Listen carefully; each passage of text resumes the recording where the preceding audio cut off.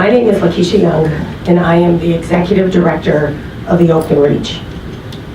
I am standing here today because my grandmother and my mother had bigger dreams for my education than they were able to accomplish, and they did something about it. See, my grandma Shirley, she only made it to the 9th grade, and then she became a mother to my mother. Her dreams for my mother was that she would graduate from high school, and my mother did graduate from high school, but my mother's dreams were bigger for me than hers. She knew she wanted me to graduate from college. She knew that a college degree would take me much further than a high school diploma. And she actually, as a single mother, worked 2 jobs to pay for me to attend private schools. And I became a first-generation college graduate. We were changing the cycle in our family, and we were growing those dreams. And I had to keep growing those dreams when I became a mother to my firstborn, a daughter, Samira, who's coming up shortly. And fulfilling those dreams seemed so much easier during her toddler and preschool years. I was a college graduate. Her dad was a first-generation college graduate. We truly believed we had access to whatever educational choices we wanted for our daughter. We were growing our dreams. And then I gave birth to a second child. My relationship fell apart, and there was now childcare and preschool expenses for 2 children. And now I was a single mother of 2 children. And I lived in Oakland, and I just couldn't afford it. So when it was time for her to start kindergarten, I had to explore the Oakland public school options. I researched elementary schools. I looked at scores, I looked at demographics, I looked at safety. I obviously looked into my neighborhood school. And I found out my neighborhood school was labeled something called a Program Improvement School Year 3. Program Improvement Schools have 4 years to improve, or they're gonna close. My neighborhood school was 1 year from that fate. No way was my daughter going to attend that school. It would shut down before she was in the 2nd grade, and then where would she go? After work, with her in tow, I attended open houses and school tours for the higher performing elementary schools.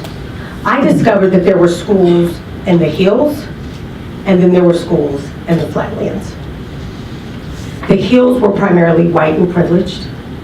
The flatlands was everyone else, especially Black and brown folks. It's not hard to guess that the high-performing schools were in the hills. And since that's where they were, that's where I applied. I applied, and I waited. I had done all I could. When notification letters were mailed home about a couple months later, you can imagine that feeling. Some of you guys remember that from your kids or college. I rushed home, I ran to the mailbox, I grabbed the letter, I held it tightly, I stepped into the elevator of our apartment building, knowing in my mind I'm going to open up this letter before this elevator door opens onto our floor. My heart was beating fast. I was sort of like not really aware of where I was. I was optimistic, but really, really anxious. My knees buckled. I couldn't believe it. She was placed in her neighborhood school. You know that one that's on the brink of closing? Like I said before, there was no way my daughter was going to attend that school. My then 2-year-old son was not going to attend that school. No way. A couple of weeks later, she won a spot in a nearby charter schools lottery. Just to give you some context, there were 93 applications for 9 slots. The first 2 slots were taken by a set of twins, and she was pool number 7. We were lucky. So now it takes luck to get a good education in this city. I was happy, and I was very relieved but I was also really aware that access to a quality education in Oakland, California was a real struggle. And I knew there were more parents with stories like mine. Heck, stories worse than mine. More parents trying to get their children access to a better education than many of them had received. And I knew we needed a movement, and that this movement had to start with those parents who were fighting alone, advocating for their children all day, every day. Some would call these folks troublemakers. See, I was a troublemaker. And I wanted to find every troublemaker parent that I could find. Parents who had had enough of this broken system and wanted to disrupt this mess. Parents who were hungry to learn, hungry to get the knowledge and tool to flip this thing on its head. I wanted a group that could spark a movement. And I was hoping to set out to find like 50 parents who were just fed up. And see, I knew a few of these parents because remember, I'm a troublemaker myself. I also reached out to principals and begged them to connect me with their troublemaker parents. And they were more than happy to make those connections. See, it was a goodwill opening for them as well. You know, troublemaker parents come up to school a lot. I hosted information sessions, sharing my idea about disrupting this mess. Sometimes I had 10 parents in the room, other times only 2. I also met with parents one-on-one.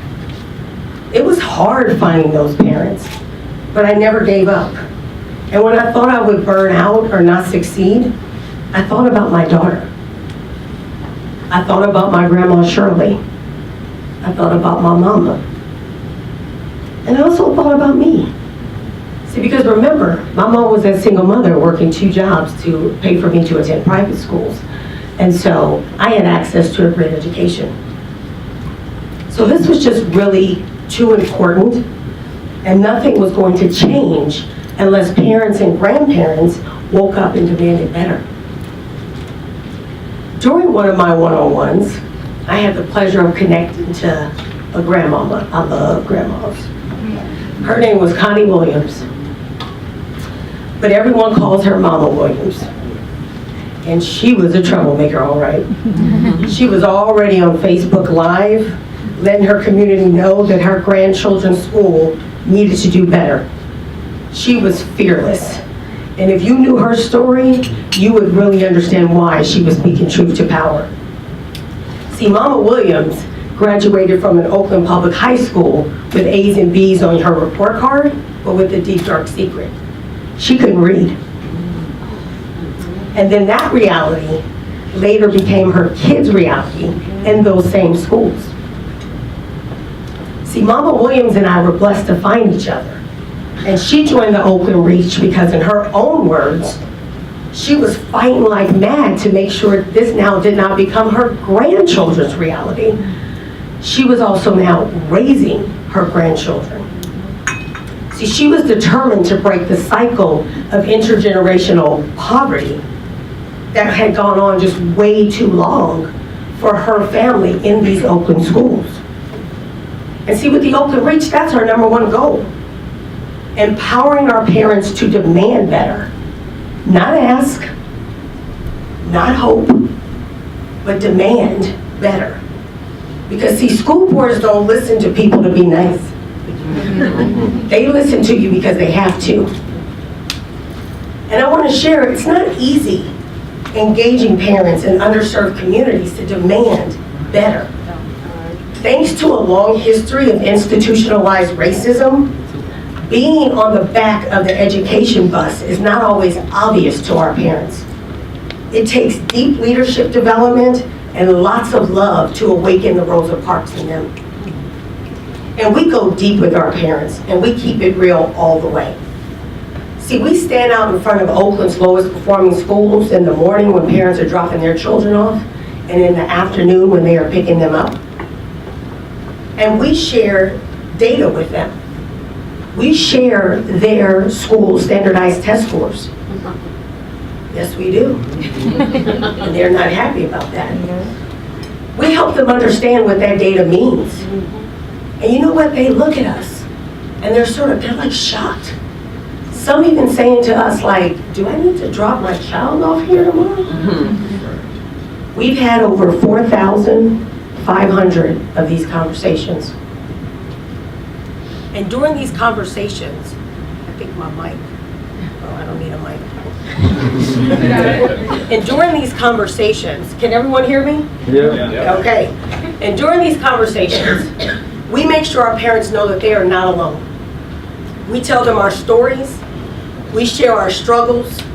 We invite them to learn more, to learn how to be what we call a badass advocate for their child and for other parents' children.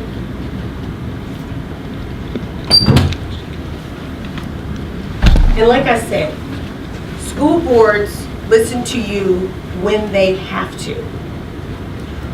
When we showed up with 100 parents at a school board meeting to confront them about why they have done so little to focus on quality for all students, they listened.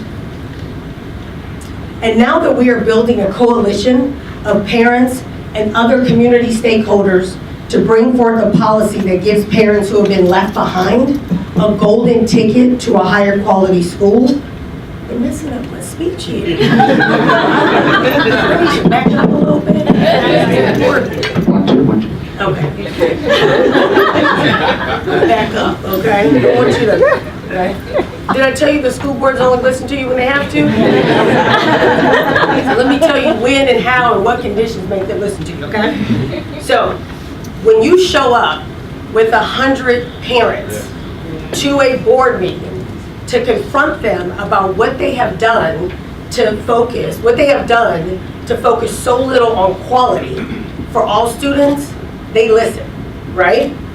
And now that we're building a coalition of parents and other community stakeholders to bring forth a policy that gives parents who have been left behind a golden ticket to a higher quality school, they are listening. See, we will keep fighting until every parent in Oakland who wants to put their child in a quality school and on a pathway to college has that opportunity.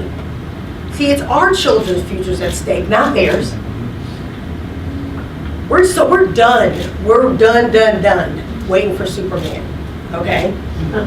We're done waiting for someone else to take action. We are the action. We're tired of sitting at the back of the bus when it comes to giving our kids the best education. So we are walking to the front of the bus, okay? And we are taking the lead. And you know what? We ain't going nowhere. Woo!